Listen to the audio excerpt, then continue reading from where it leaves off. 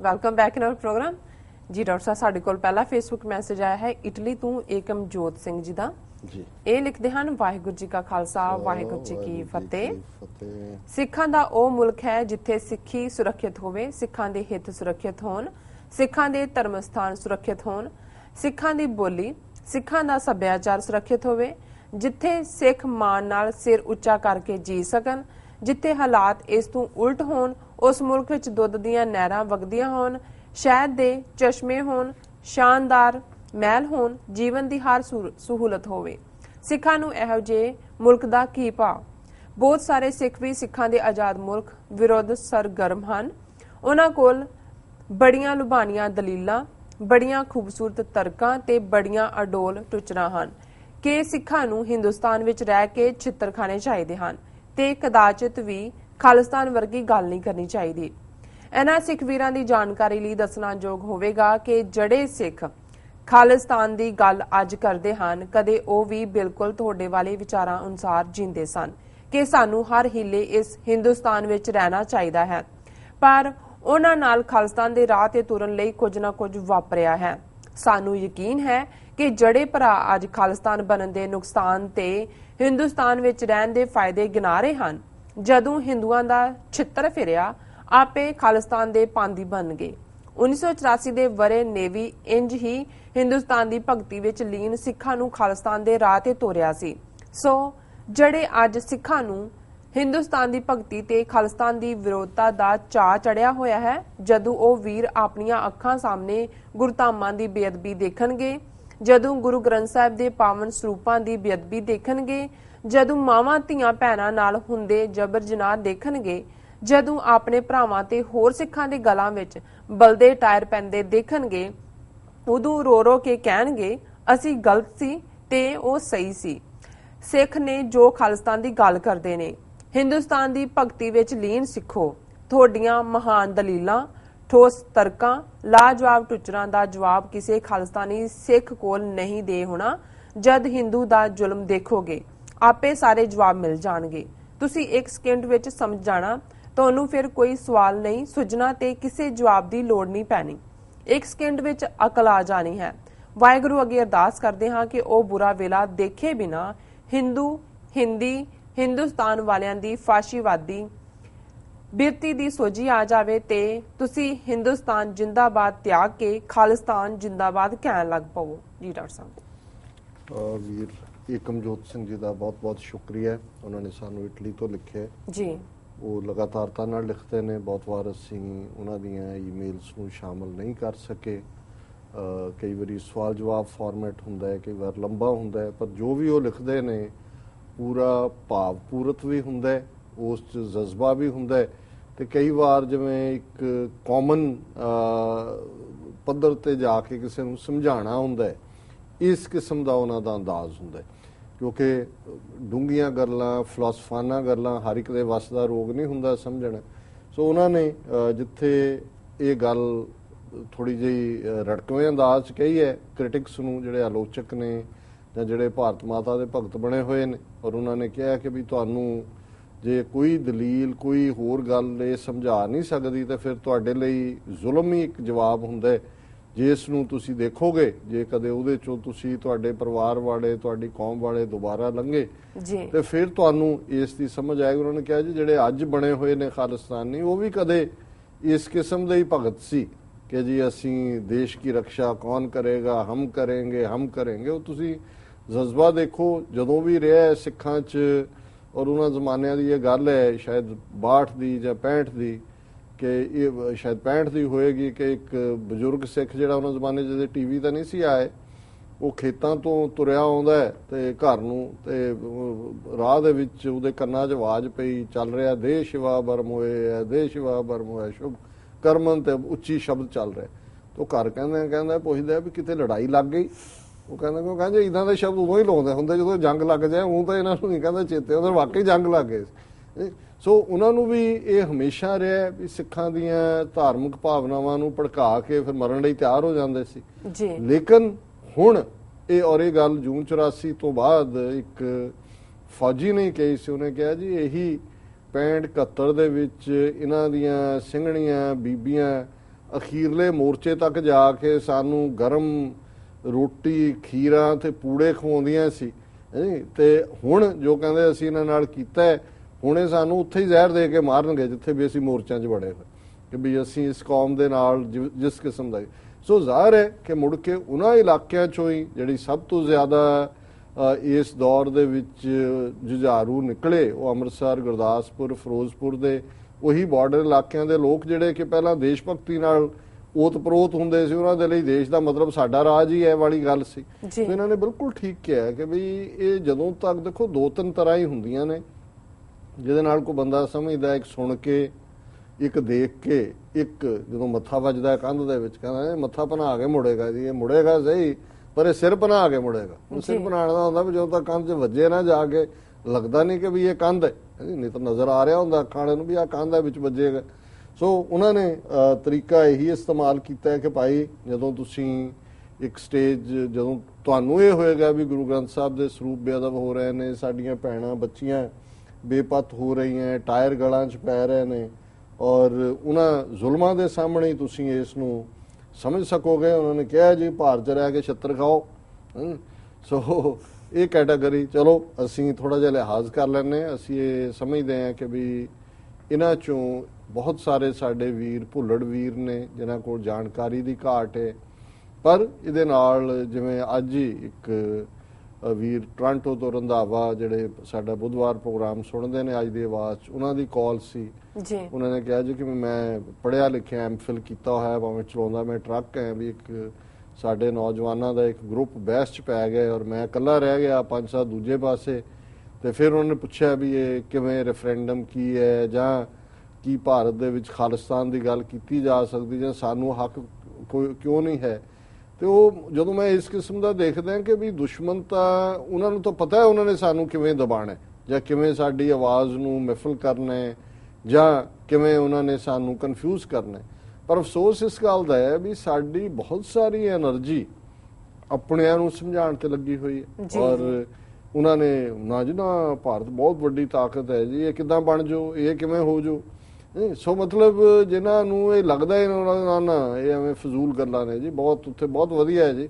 ਫਿਰ ਜਦੋਂ ਜਾ ਕੇ ਕਿਸੇ ਨਾਲ ਕੋਈ ਵਾਹ ਪੈਂਦਾ ਹੈ ਤੇ ਫਿਰ ਰਾਤੋਂ ਰਾਤ ਉੱਥੋਂ ਦੌੜਦੇ ਨੇ ਦਿੱਲੀ, ਉੱਥੋਂ ਹੀ ਅਗਲੀ ਫਲਾਈਟ ਕਹਿੰਦੇ ਕੋਈ ਨਹੀਂ 4000 ਦੀ ਮਿਲਦੀ ਚਾੜ ਦਿਓ, ਪੁਲਿਸ ਵਾਲੇ ਕਿਤੇ ਪਾਸਪੋਰਟ ਰੱਖ ਲੈਣ, ਫਿਰ ਆ ਕੇ ਕਹਿਣਗੇ ਕਿ ਨਹੀਂ ਜੀ, ਫਿਰ ਕਹਿੰਦੇ ਜੀ ਹੁਣ ਦੱਸੋ ਅਸੀਂ ਕੀ ਕਰ ਸਕਦੇ, ਖਾਲਿਸਤਾਨ ਉੱਥੇ ਕੋਈ ਨਹੀਂ ਹੈ ਜੀ। ਸੋ ਹੁਣ ਇਹ ਉਹੀ ਨੇ ਜਿਹੜੇ ਮੱਥਾ ਬਣਾ ਕੇ ਮੁੜਨ ਵਾਲੇ ਨੇ।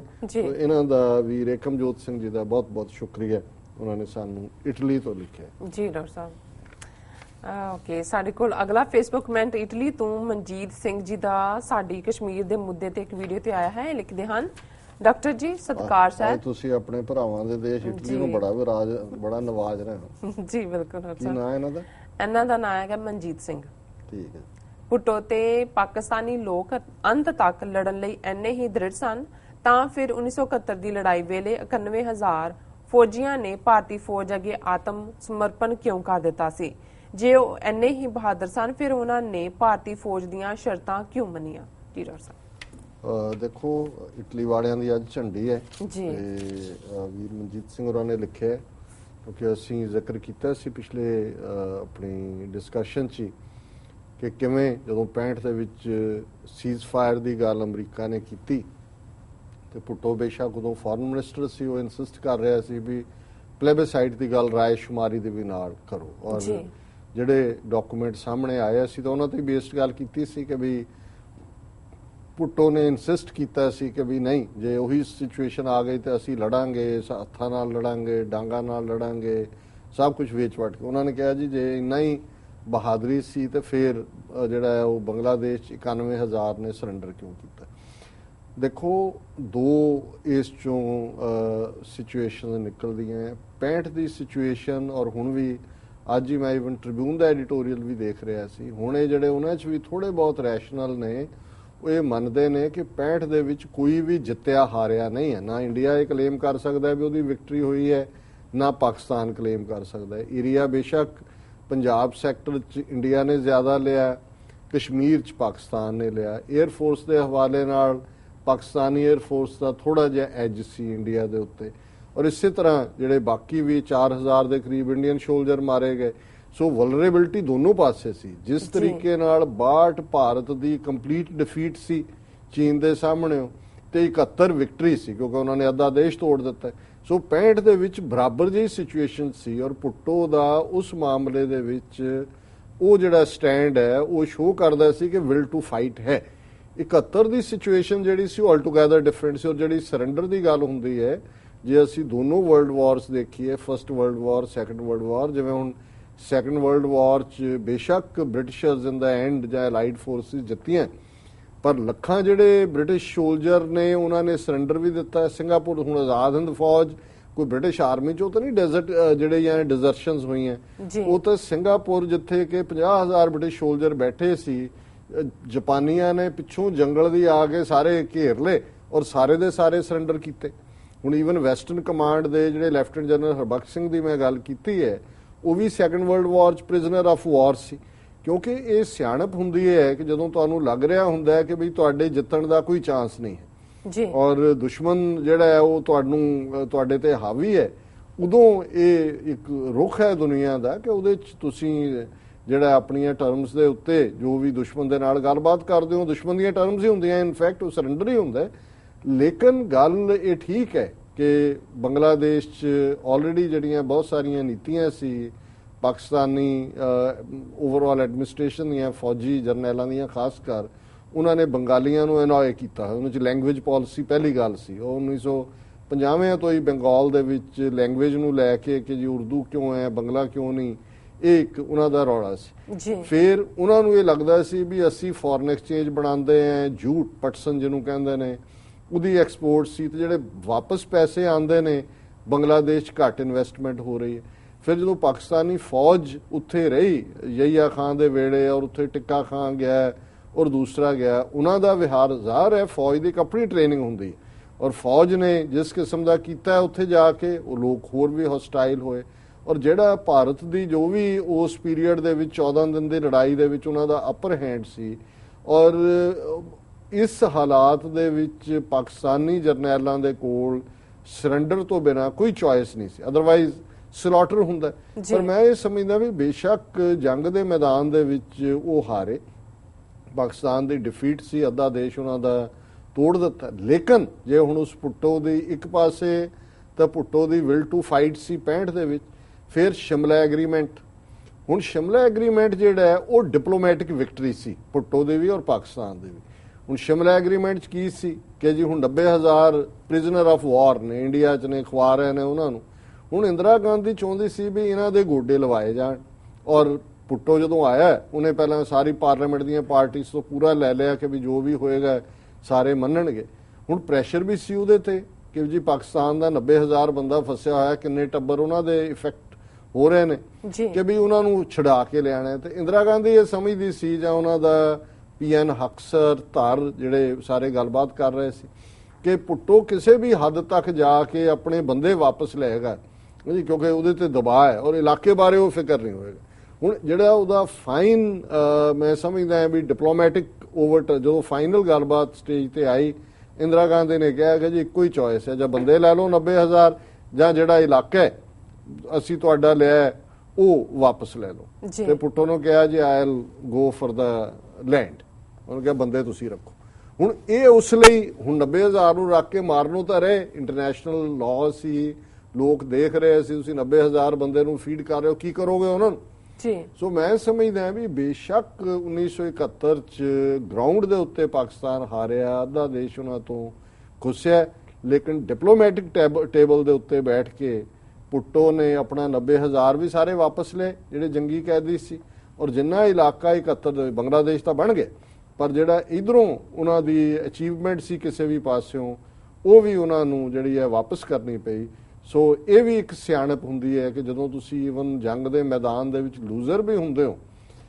ਔਰ ਇਹ ਸਿੱਖਾਂ ਬਾਰੇ ਜਦੋਂ ਅਸੀਂ ਦੇਖਦੇ ਹਾਂ, ਅਸੀਂ ਸ਼ਾਹ ਮੁਹੰਮਦ ਦਾ ਇੱਕ ਸਰਕਾਰ ਬਾਝੋਂ ਫੌਜਾਂ ਜਿੱਤ ਕੇ ਅੰਤ ਨੂੰ ਹਾਰੀਆਂ ਨੇ, ਅਸੀਂ ਜਿੱਤਦੇ ਹਾਂ, ਜੰਗ ਜਿੱਤਦੇ ਹਾਂ, ਡਿਪਲੋਮੇਸੀ ਦੇ ਟੇਬਲ ਤੇ ਹਾਰਦੇ ਹਾਂ।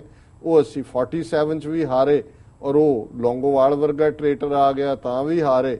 ਤੇ ਅੱਜ ਵੀ ਜਦੋਂ ਸਾਡੇ ਕੋਲ ਕੁਝ ਕਰਨ ਦੀ ਸਮਰੱਥ ਹੈ, ਬਾਦਲ ਵਰਗੇ ਲੋਕ ਅੱਗੇ ਲੱਗੇ ਹੋਏ ਨੇ ਔਰ ਅਸੀਂ ਆਪਣੀ ਸਟਰੈਂਥ, ਆਪਣੀਆਂ ਕੁਰਬਾਨੀਆਂ, ਆਪਣੀ ਵਿਲ ਉਸ ਨੂੰ ਨਹੀਂ ਲੈ ਸਕਦੇ। ਸੋ ਘੱਟੋ ਘੱਟ ਪਾਕਿਸਤਾਨ ਕੋਲ ਭੁੱਟੋ ਵਰਗਾ ਜਿਹੜਾ ਫਾਰਸਾਈਟਡ ਸੀ, ਉਹਨੇ ਜਿਹੜਾ ਆਪਣੇ ਬੰਦੇ ਵੀ ਛਡਾ ਲਏ, ਇਲਾਕਾ ਵੀ ਲੈ ਲਿਆ।